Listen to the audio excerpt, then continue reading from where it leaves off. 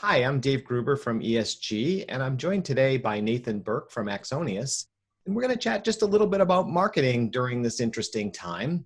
And it's been enough time to experiment a little differently with some of the things from a demand gen perspective, looking at sort of top of funnel, mid funnel kinds of things.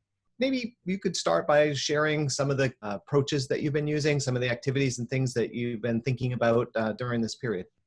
Yeah, absolutely. Happy to. So one of the things that we've been seeing is that more people are at home, more people are interacting with content, and you see things like more attendees on webinars and a lot more downloads, more visitors to your website.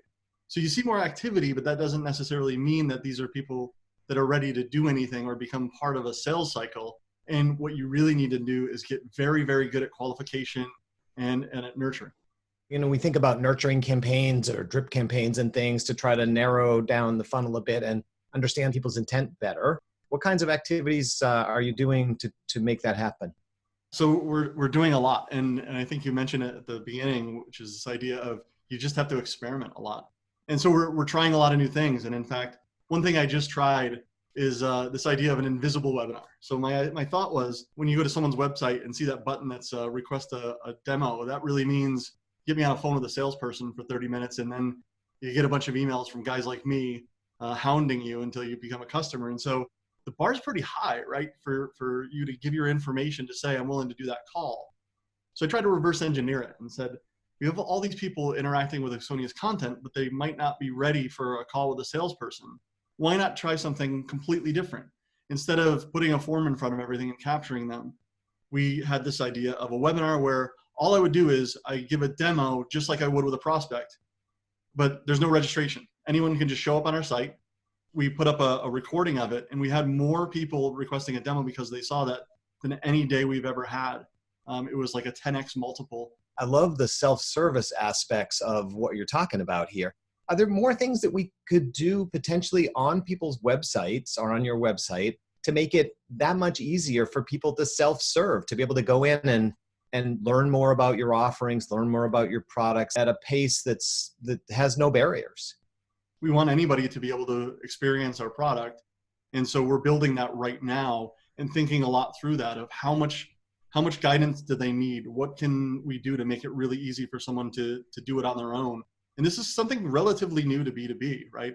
It used to be put a form on everything, never show the product, and just get them to sales, where that's just not how we behave anymore as consumers. We want to try the thing, and you've got to prove it to us that there's value before I'm willing to talk to you. So that's really top of mind for us, is figuring out what we build in the experience to get someone to that moment where they really see the value. And not only that, but finding ways to capture the data so the data can guide us. So we can do something where I see where someone drops off. What can we fix in the product? What do we need to do in nurturing? And when do we contact them to try to help them out? I've been very impressed with just your willingness to experiment. We're in a time when we don't know precisely what's going to work and what isn't going to work. And this idea of rapid experimentation of things feels very new in the marketing world. It's something that we're doing often in the product side of the house, where we have short iterations and we implement short cycles of development, and we get features out and we test them and we see what sticks and what doesn't. In the world of marketing, that's not really been the case so much. What do you have to do to be that agile in marketing? What changes do you have to make in your organization? We built that in from the beginning, the idea that anyone on my team can say to me, Nate, that's a stupid idea. We really shouldn't do that. And in fact, they say it often, which I think is a good thing, right? Because I want to try a lot of different things. And so one of our things that we tried is we gave away a car. It didn't work. It was just not worth it. It was terrible. And people remind me of that every day, and I'm happy with that. And then on the other side, we did something where everyone that did a trial or signed up for a trial, we then redirected them to a page where they can pick a charity, and we would just give a $25 donation to any charity of their choice. That worked really well. So it's funny to see that giving $25 to a charity is better than giving away a $100,000 car. Yeah, Nate, that's super compelling there. Hey, so if there's one activity maybe that you could talk about recently that's been particularly effective, what would that be? All of the vendors out there are just putting out so much noise, right? And any vendor like us can say anything they want about their product, But having third-party validation is huge. And so these are things like customer testimonials. But one thing that was really the anchor of our content for the majority of this year is the survey we did with the ESG.